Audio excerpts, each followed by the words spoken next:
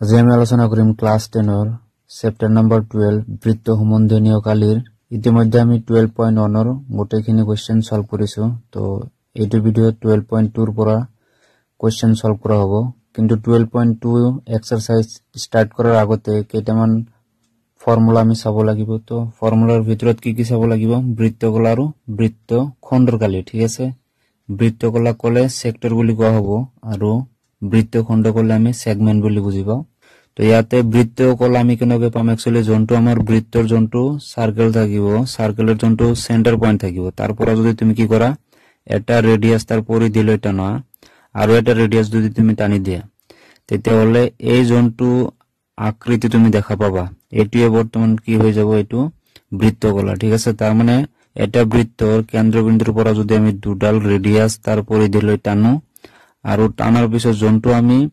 চিত্ৰ দেখা পাম মানে ইয়াৰ পৰা এইখিনি তুমি জন্তু দেখা পাই আছা ইয়াকে কোৱা হ'ব কি বৃত্তকলা যদি মই নামকৰণ কৰি দিও ও এ বি বুলি যদি মই কৈ দিও ও এ বি তো এটো কি হৈ যাব বৃত্তকলা হৈ যাব ঠিক আছে তো নিশ্চয় বুজি পালা তো বৃত্তকলা এটা হ'বলৈ হলে আমাৰ কি প্ৰয়োজন পৰিল সেন্টাৰৰ পৰা দুডাল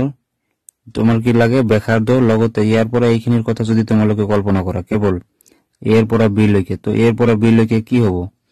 বৃত্তৰ চাৰিওফালে জন্তু আমাৰ ৰাউন্ড থাকে জন্তু আস থাকে তাক আমি কি বুলি কও পৰিধি তেনেহলে এটো কি হ'ব বৃত্তৰ এটা নিশ্চয় কি হ'ব পৰিধিৰ এটা কি হ'ব চাপ হ'ব এৰ পৰা বি লৈকে কি হ'ব বৃত্তৰ চাপ হ'ব ঠিক আছে তেনেহলে আমি দেখা পালো কি এটা বৃত্তকলা হ'বলৈ হলে সেন্টাৰৰ পৰা কি লাগে দুডাল ব্যাসাৰ্ধ লাগে লগতে বৃত্তৰ চাপৰো প্ৰয়োজন পৰে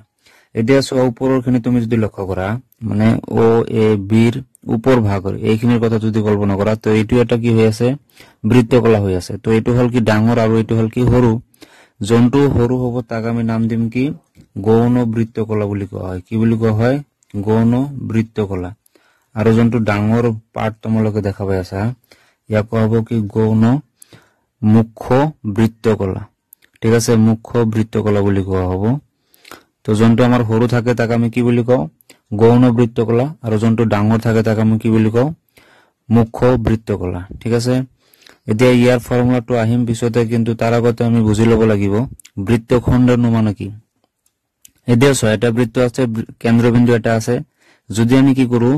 বৃত্তৰ এইটো পৰিধিৰ পৰা আনটো পৰিধিলৈ যদি এডাল ৰেখা মই এনেকৈ টানি দিও এটা বৃত্তৰ যিকোনো পৰিধিলৈ দুটা বিন্দু তুমি যদি সংযোগ কৰি এডাল ৰেখা টানি দিয়া ৰেখা খণ্ড টানি দিয়া তেনেহলে এটোৰ নাম কি হৈ যাব জে তো এটো এ বি তোমাৰ কাৰণে কি হৈ যাব এই ক্ষেত্ৰত জে হৈ যাব এতিয়া চোৱা জে যেতিয়া তুমি ড্ৰ কৰিলা তেনেহলে ইয়াৰ পৰা এই জেৰ পৰা এই তলৰখিনি এটা নিশ্চয় পাৰ্ট পাইছা তো ইয়াক কোৱা হ'ব কি তোমাৰ এইখিনি পাৰ্টৰ কি বুলি কোৱা হ'ব বৃত্তখণ্ড ঠিক আছে বৃত্তখণ্ড বুলি কোৱা হ'ব তাৰ মানে এ বি যোনটো তুমি দেখা পাই আছা তো ইয়াৰ এ বি তলৰখিনি এইখিনি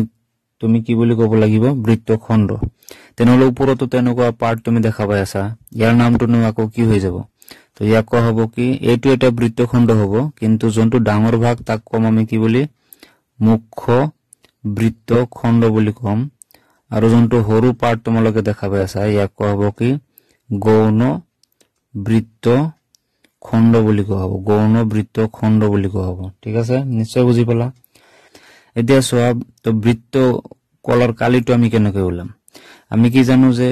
এটা সাৰ্কেল আছে মানি লোৱা সাৰ্কেলটোৰ জন্তু সেন্টাৰ পয়েন্ট তো ইয়াতে যদি কোৱা হয় এই সেন্টাৰ পয়েন্টটোত কিমান ডিগ্ৰী কোণ হৈ আছে তোমালোকে কি কবা নিশ্চয় 360 কবা তাৰ মানে আমি যে কও কি বৃত্তৰ কালি বুলি যে আমি কও বৃত্তৰ কালি তো বৃত্তৰ কালিৰ ফৰ্মুলা তোমালোকে জানা কি পাই r স্কয়াৰ একচুয়ালি আমি দেখা পাই আছো কি বৃত্তৰ কালি তো হয় কিন্তু কিমান ডিগ্ৰী বৃত্তটো কৰি থাকে 360 তো ইয়াতে যদি মই লিখি দিও 360 ডিগ্ৰীৰ বৃত্তৰ কালি ঠিক আছে 360 ডিগ্ৰী যোনটো বৃত্তৰ কালি হ'ব এটো তোমাৰ কি হ'ব পাই r স্কয়াৰ হ'ব বৃত্তৰ কালি মানে যোনটো 360 কোণৰ বৃত্তৰ কালি মানে কোনটো হ'ব একেই হ'ব ফৰ্মুলা এতিয়া ইয়াতে যদি মই লিখি দিও 1 ডিগ্ৰী কোণৰ কালি যদি কোৱা হয় মানে বৃত্তৰ কালি যদি কৈ দিয়া হয় তেনেহলে কি হ'ব পাই r স্কয়ার ডিভাইড বাই তোমাৰ কি আহিব 360 আহিব না আহিব এতিয়া যদি মই কৈ দিও কি ইয়াতে যোনটো কোণ হৈ আছে এটো কোণৰ নাম কি দিলু মই থিটা যদি এটো কোণ মই থিটা বলি ধরো তাহলে কি হবে থিটা কোণের কালি তোমার কি হবে পাই আর স্কয়ার ডিভাইডেড বাই 360 ইনটু তোমার কি হবে ইনটু যন্ত্র থিটা আছে তো ইয়াতে কি হবে থিটা টু আহি যাব ইয়াতে মানে থিটা ডিগ্রি কোণের কারণে যদি আমি উলাও এতিয়া সোয়া এই থিটা টু যদি আমি আগত লিখি দিও আর 360 ডিগ্রি লিখি দিও ইনটু তোমার কি হবে পাই আর স্কয়ার ঠিক আছে এটা আমার কি হই গল এই যন্ত্র সরু বৃত্তকলা আছে ইয়ার কালিটো আমার উলাই গল দেখা পাইছা গণ বৃত্তকলার কালিটো আমি পাই হলো এতিয়া যদি তোমালোকক কোৱা হয় কি বৃত্তকলাৰ চাপৰ দৈৰ্ঘ্য এতিয়া চাপৰ দৈৰ্ঘ্য বুলি ক'লে তোমালোকে কি বুজি পাব লাগিব ইয়াৰ পৰা এইখিনি এ বি এইখিনি আমি যদি আমাক যদি উলাব দিয়ে এর পৰা বি লৈকে যদি আমাক উলাব দিয়ে চাপৰ দৈৰ্ঘ্যটো তেনহলে আমি কি কাম কৰিম এ বি যোনটো তোমালোকে দেখা পাইছে এটো কৰ পৰা আহি আছে একচুয়ালি বৃত্তৰ পৰিধিৰ পৰা তো যেতিয়া চাপৰ দৈৰ্ঘ্যৰ কথা কব তেতিয়া আমি গোটেইখিনি তো সেমে লিখিম জাস্ট তোমাৰ কি হ'ব সোয়া যোনটো তোমালোকে বৃত্তকলাৰ ফৰ্মুলা পালা হেতু কি পাইছা থিটা বাই 360 ইনটু পাই আৰ স্কয়াৰ পাইছা বাট যদি আমাক বৃত্তকলাৰ চাপৰ কথা কৈ দিয়ে তেনহলে তো আমাক কি না লাগে বাকি এইখিনি তো আমাৰ প্ৰয়োজন নাই তেনহলে এইখিনি তো তোমাৰ সেমে থাকিব থিটা বাই 360 তোমাৰ সেমে থাকিব ইনটু তোমাৰ কি হ'ব সাব যোনটো হ'ব সাবটো একচুয়ালি কোৰ পৰা আহিছে পৰিধি গতিকে আমি লিখিব লাগিব কি 2 পাই আৰ এইখিনি নিশ্চয় তোমালোকৰ মনত থাকিব বুজি পাইছা এতিয়া সোয়া নেক্সট যোনটো আমি গৌণ বৃত্তখণ্ড কোৱা নাইবা মুখ্য বৃত্তখণ্ড কোৱা হেতু আমি কেনেকৈ উলাম নাইবা ইয়াতে সোয়া মুখ্য বৃত্তকলাটো আমি কেনেকৈ উলাম তো মুখ্য বৃত্তকলাটো তোমালোকে কেনেকৈ উলাব পাৰা এটু সম্পূর্ণ একটা বৃত্ত তো বৃত্তর কালি উলাই তোমালোকে যদি কি করা গৌণ বৃত্তকলার কালিটো মানে ইয়ার পরে এখানে যদি আমি মাইনাস করে দেও নিশ্চয় মুখ্য বৃত্তকলার কালি আমি পাম নাইবা তোমালোকে এনেকুৱা কাম কৰিব পাৰা ফৰ্মুলা এটা ইউজ কৰিব পাৰা 360 ডিগ্রি মাইনাস থিটা মানে থিটা যিকোনো একটা অ্যাঙ্গেল হ'ব এটো তুমি মাইনাস কৰিলে কৰ পৰা পুৰা 360 এৰ পৰা তুমি মাইনাস কৰিলে ডিভাইডেড বাই তোমাৰ কি 360 ইনটু পাই আৰ স্কয়াৰ এইটো ফৰ্মুলা ইউজ কৰি তোমালোকে মুখ্য বৃত্তকলাৰ কালিটো লব পাৰা নাইবা সম্পূৰ্ণ বৃত্তটোৰ কালি উলাই গৌণ বৃত্তকলাৰ কালিটো তুমি যদি মাইনাস কৰি দিয়া এইখিনি তোমালোকে যদি বাদ দি দিয়া জন্তু কোন কৰি থাকিব তেনহলে বাকিখিনি ইয়াৰ পৰা এইখিনিৰ মান আমি উলাব পাৰিম কালিটো সিমিলাৰলি যেতিয়া তোমালোকক কব কি গৌণ বৃত্তখণ্ডৰ কালি উলোৱা তেতিয়াহলে তোমালোকে কি কাম কৰিবা তো ডাইৰেক্টলি ইহতৰ কোনো ফৰ্মুলা নাই গতিকে আমি কাৰ হেল্পটো লব লাগিব বৃত্তকলাৰ হেল্প লব লাগিব কেনেকৈ সেন্টাৰৰ পৰা আমি এনেকৈ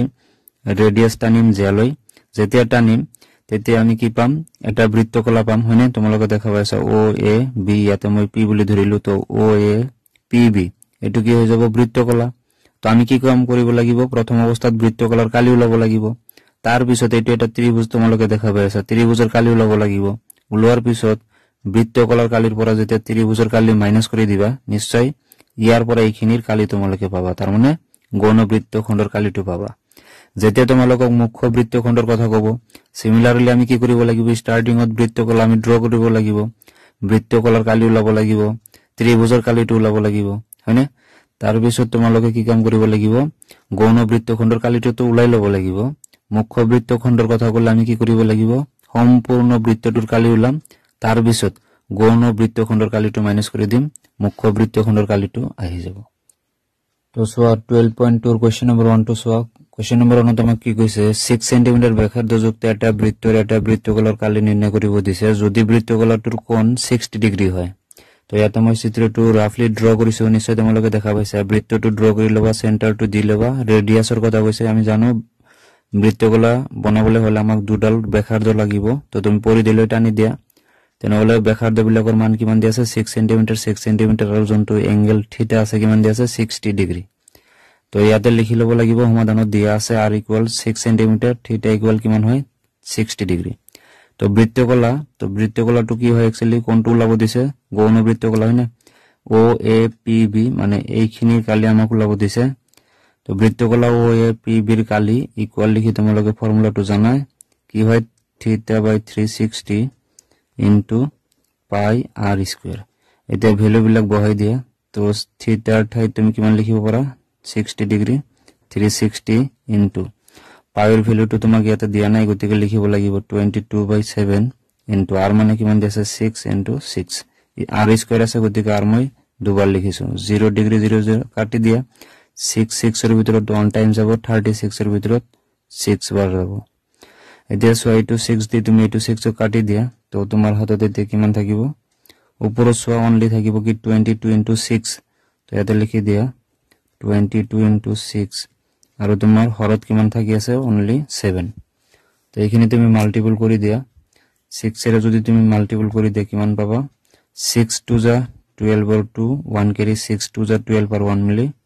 3 তো 132 ডিভাইড বাই তোমার কিমান হ'ব 7 এটি কি হ'ব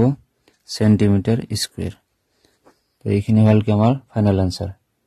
নিশ্চয় বুজি পাইছা নেক্সট ভিডিওত আমি নেক্সট ইম্পৰ্টেন্ট কোৱেশ্চন বিলাক ডিসকাশন কৰিম থ্যাংক ইউ